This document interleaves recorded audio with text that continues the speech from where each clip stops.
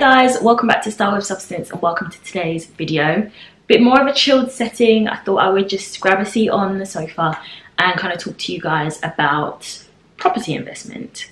Now, I hate doing this, but it's the 21st century and of course we have to start every video with a disclaimer, because what I don't want to do is misrepresent anything or any of the information that I give you guys. So I am by no means a qualified financial expert, so always, if you're making any big financial decisions, seek advice from either an independent financial advisor or somebody who has some level of qualifications in the topic.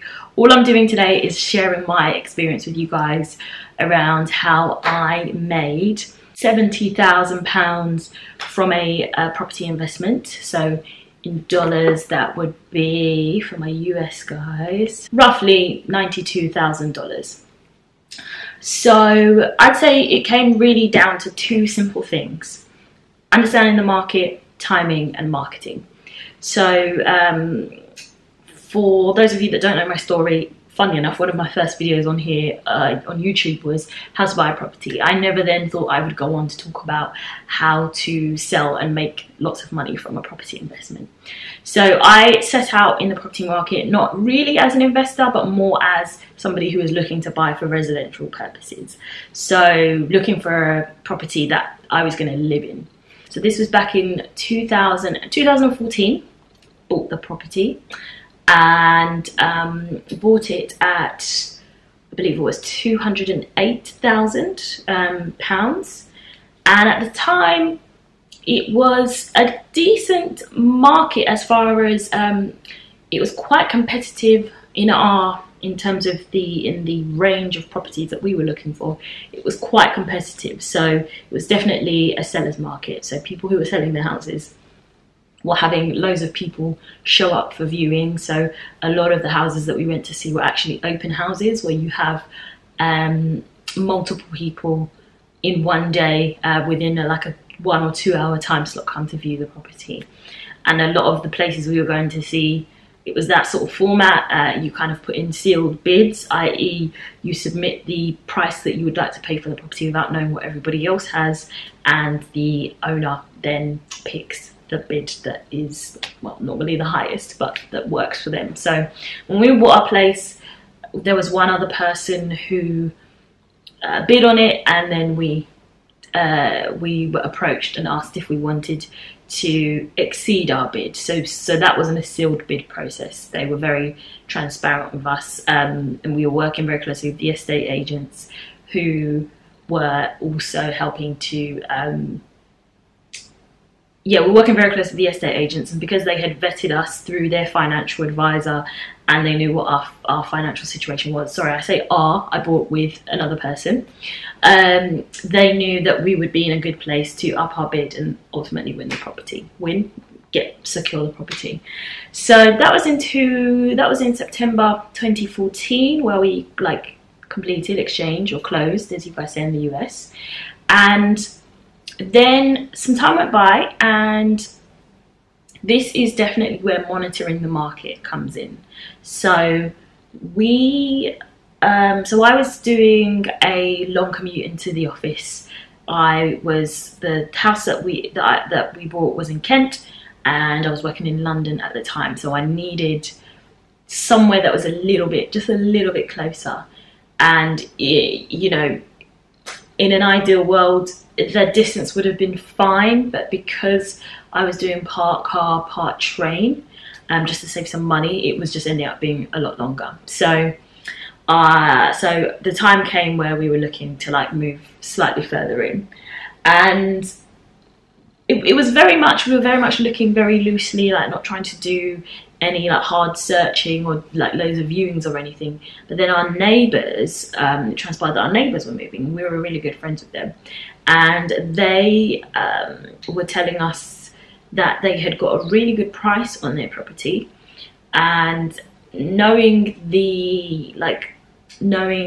what their property looked like, and knowing what features and that kind of thing that they had, which was similar to us, but ours was a little bit more updated, we thought, oh, we could get a really good price for our property. Now, they were in a rush to move to somewhere else, so they didn't necessarily want to wait and, you know, see higher offers come in. So they sold their property at, I believe it was 250.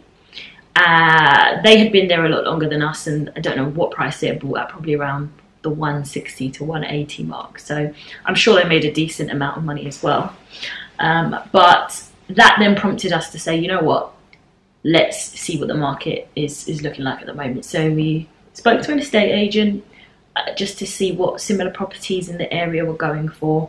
And it just so happened that in the development that we were living in, there were loads of properties going up for sale. And we kept noticing for sale signs everywhere, but when we would be, you know, on our drive on the way into work or on the way back.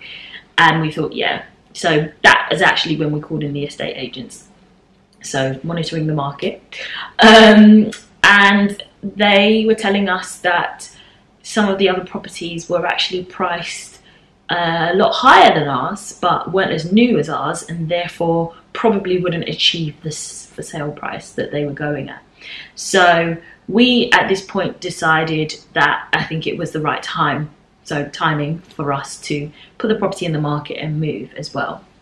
And we knew that we weren't necessarily in a huge rush, because we had at this point found a place that we kind of liked, and it was empty. So there wasn't anyone in it, we weren't in a chain, so there was a bit more flexibility around when we can move. So at that point, the estate agents suggested to us, and this is where the marketing comes in, that we put the property on the market at a lower price than all of the other properties and host an open day in the same format that we had, you know, found it. We do the same thing. We host an open day, have loads of people come in and view, and, you know, take in all the offers at the end if there are any. So we like this idea. We went with that. This was in 2016. So 2 years on, so not a huge amount of time. Most mortgage products, for those of you that don't know, work in the UK in time slots. So mortgage products either range from, I've never seen a 1 year one, but 2 years, 3 years, 5 years. I don't know if I've seen any longer, but there might be. 2 years, 3 years, 5 years are the most common mortgage products, and you can kind of get a specific rate. So you can either get a fixed rate, a variable rate, whatever. So we always went for a fixed rate, and at the time I believe we had a 2 year fixed rate, but the time we were selling, we were just short of coming to the end of that 2 year period. So the reason why I'm saying this is if you like want to pay off the mortgage before the end of that 2 year period, or you want to sell before that 2 year period, which ultimately pays off the mortgage first and then you get another one, you incur a bit of a cost for doing so. So we knew, so ordinarily we would have waited until the 2 year period was up to then sell, but at the time we were kind of just like, you know what, we think we can make a decent amount of money for it not to be too much of an issue, so let's just go ahead. But I would normally recommend that you kind of time your sale for after your mortgage product expires, otherwise you're going to pay an early repayment charge, and normally it's like a percentage of whatever you've got left on the term. I don't know. So in our case, I think it would have been like 5,000, well, between £3,000 and £5,000, which sounds like a lot of money, but more on that later. So put the property on the market at 270. So remember, we bought it at 208. So put it on at 270, deliberately low, as advised by the estate agents. We had professional pictures taken. So some estate agents will take pictures on their phone or kind of use a digital camera, but we purchased a professional photography package. So they came and they took pictures of the place in really good light and edited them, and, you know, put together like what they call like a brochure for the property. So it looked pretty smart. And then they put the property on the market, and we had the option to actually market the property with 2 different estate agents, but we got a really good rate from one, so we decided to go with them. Open day came. We popped out, and, you know, we had, I think there were about 7 or so people signed up for the open day, we would like get the emails in every now and again every time somebody registers. So the price was really good price point. And it was on a Saturday afternoon, so good timing, good price point, great pictures. Property itself was in really good condition, and I think the fact that we were not necessarily in a chain made it even more attractive for prospective buyers. So got the first offer in, which was I think 275. No, I think the first offer was 270, then we got an offer for 275, and then the estate agents went back to the first person that offered and asked for 280 for them to secure it. And that ultimately gave us our final sell price. So yeah, 280, selling at 280 means that we made about £72,000. But obviously when you take off the early repayment fee or whatever that was, it was kind of just under 70.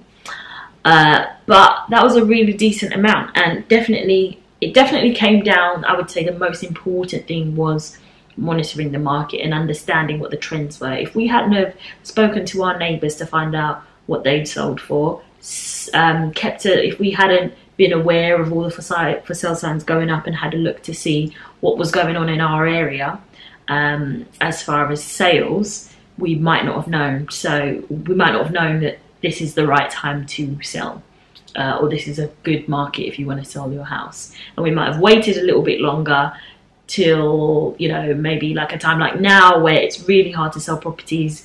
People with it, not everywhere, but at the moment it is quite difficult because of things going on like Brexit. People aren't necessarily pushed to make big purchases anymore. So there's a downward trend in terms of what people are getting for their houses.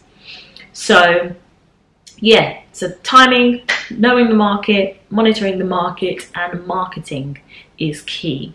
I think always opting to go lower than what you really want can be quite a risky tactic, so I wouldn't necessarily always recommend that, because sometimes if you don't get loads of interest and and the market's not great, then people will offer at that people always go in at the low end, and you won't get what you really want. But if you're in a market where there is a lot of demand, then that could definitely work in your favour. So yeah, that's kind of my experience. I would highly always recommend that if you, for example, live in the UK and you own a property and you want to sell, whether it's an investment property or a residential property that you live in, always look at rightmove.co.uk or Zoopla. They have like a market trend section where you can see what you can put in a postcode, and you can see what properties in that area have sold for, and you can see what those trends look like over time. Really useful tool, really free. I'm pretty sure both Zoopla and Rightmove have that functionality. And just, yeah, keep an eye on things. So I guess for me, one of the things that I'm trying to manifest in my life is an investment property. So yes, a residential property, but absolutely an investment property. So I want to invest in probably outside of London initially, because London is very pricey, and that would that trends data as far as the market trends would be really useful, especially because I don't live outside of London where I'm looking at. So understanding the market when you don't live there, you kind of have to rely on other sources of information. So that would be really handy if you're looking to buy or invest in a place that you're not in a market or an area that you're not very familiar with. Always talk to lots of different estate agents if you are looking to invest in property. Always consult with your financial advisor, and I would say be patient. Be willing to be patient, but also be flexible to move quickly, because the market can be very unpredictable, as with any kind of investment. So you never know whether you're going to have to make a really big move and just bite the bullet on something that comes up out of the blue, or whether or not you're going to have to wait a little while things stabilize. So be flexible, but be patient. And those will be my tips. Really short video this Wednesday, didn't want to harp on for too long. Hope you guys enjoyed that, hope you found it useful. I will link in the description box my how to buy or how to get on the property ladder video, which I think hit 100k not too long ago, so that's great. And I guess if I will link my property playlist below as well, and probably on the end card for this video, so go check that out if you want to see any more property videos from me. I promised more finance and investment type videos, so I'm trying to like knock these out where I think of ideas. So let me know if there's anything else you want me to film or talk about in the description box below. Otherwise, I hope you enjoy the rest of your week. Happy hump day, and I will see you in Sunday's videos. Don't forget to subscribe. Bye!